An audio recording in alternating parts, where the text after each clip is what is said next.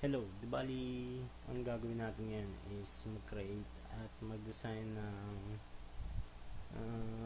tawag dito, database para sa may mini login, logout, registration form natin. So, sige, continue. Let's go ahead. So, localhost php my admin. Ito natin access. And so, dito tayo gagawa ng database. So, databases, create new database. Pangalanan natin Abby. Okay. So, hindi ko lang sa spelling, pero sige lang. Copy. Create database. Ito na. So, ayan. Create tayong table na nagngangalang users table. Basically, merong user ID, username, integer yung ID, syempre 11, maximum net values. So, username varchar, siguro nasa may 50 characters. Auto increment, index, primary natin to. Tapos, ito, i-unique natin. Yan. So, save. Or add one more column. Siguro, dagdagan pa natin dalawa. Yan. So, ayan, username, password. Ito naman, varchar din. Pero gawin natin 255 character. Mamaya, sasagutin ko kung bakit 255 character yung nilagay ko dyan. So, ayan. Wala na sigurong iba. Password, email. Email, varchar. Gawin natin 100. Panigurado lang. Sample lang. Ayan. Not no. Not no. Ayan. Auto increment. So, good to go. Save natin. Save. Ayan. So, user stable. Ayan. So, may user ID. Ayan o. User time data. Username. Ahmad Joel. ahmadjoel@gmail.com. Ayan. So, go na natin. At may data na tayo sa loob ng user stable. So, ayan. So, ayan. Okay, connect natin sa database yung yung project natin, which is yung logout registration form. So, MySQL select DB. Basically, select natin itong database na to, yung Abigail. So, ayan. Save lang natin.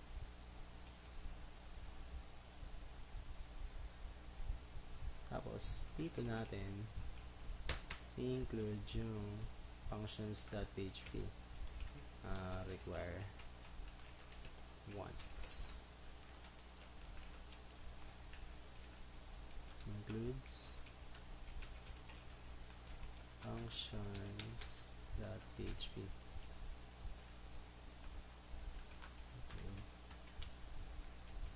Include functions.php. So, yun natin maliwanag. Para pag tinatawag natin, pwede na natin siyang tawagin connect. Yan. Para kasi yung nangyayari dito, since naka-include na to, parang ginawa na siyang extend, ano ba tawag dito? Na-require na siya. Ibig sabihin, in-include na siya sa taas, parang naka-initialize na. Tapos, yung mga functions nun, o yung mga tinake natin doon, mababasa nyo na as isang part ng page. So, pwede natin tawagin to. Meaning, yan. So, sabihin natin echo connected. Yan. So, kung yan natin dito, login connected. Yan. Parang tinawag nila, diba? Simple. So, ayan. Buruin natin to. Yan. Function connect. So, gumagana na siya. Ngayon, ang gagawin natin is i-compare natin yung username, password, pagkapindot ng login. So, and if submit, connect. So, and connect. Tapos, ayan. Lagyan natin mga comment dito. Ay, sige na. Ayan. Connect to the database. Tapos, fetch. Ano ba magandang word dun? Tawag dito, look for a match, a username match. Tapos, pagkatapos ng username match, check if password is equal to the database password. Hindi database password eh. The username password. And so, equal. Comment pa tayo. Pag nakaset na, login. Set session. If true, set session, then redirect. Ba to? So, else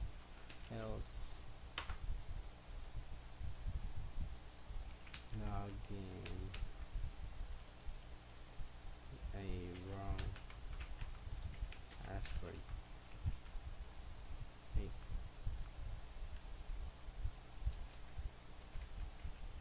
If match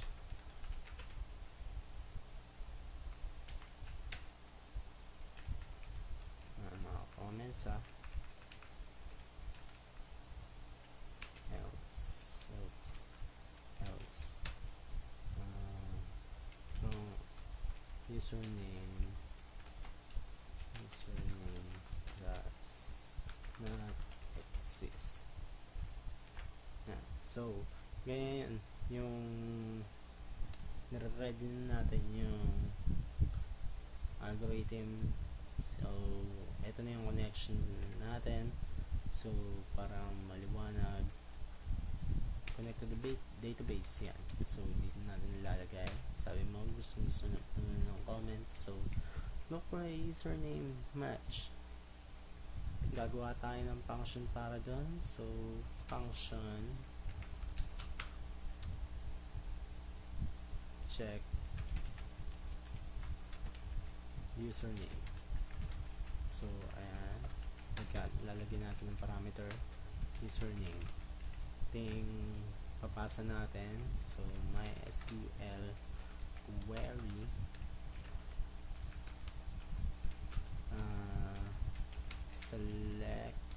select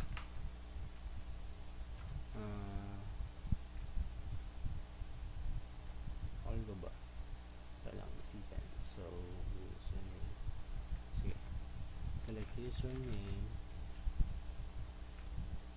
password,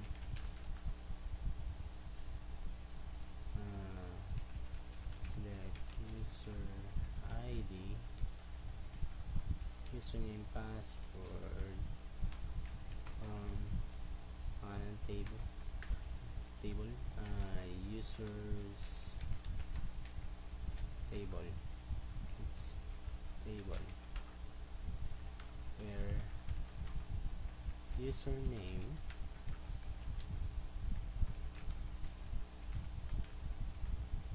equals to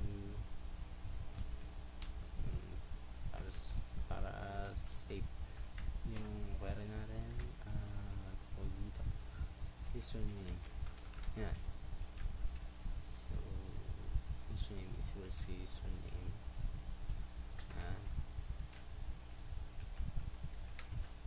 query is equals to yan. So username, oops, yan, para kita if puta, so if query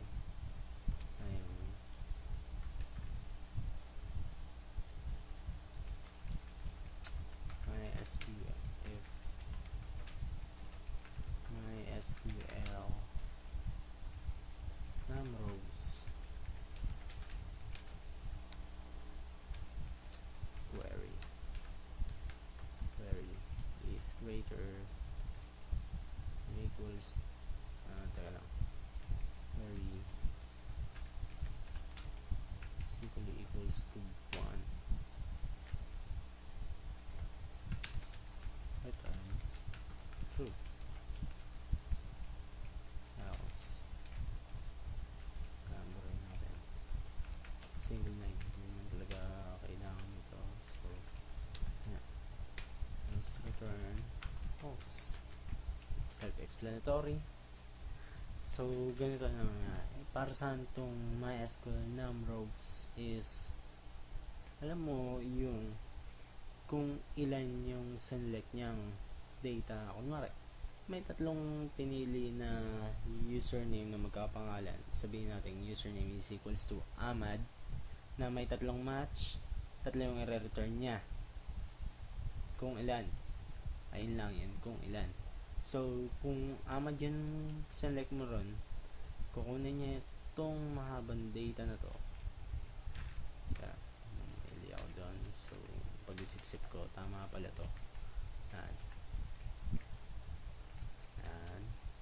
Oops. Yan. Tama pala itong discarte na to. Tapos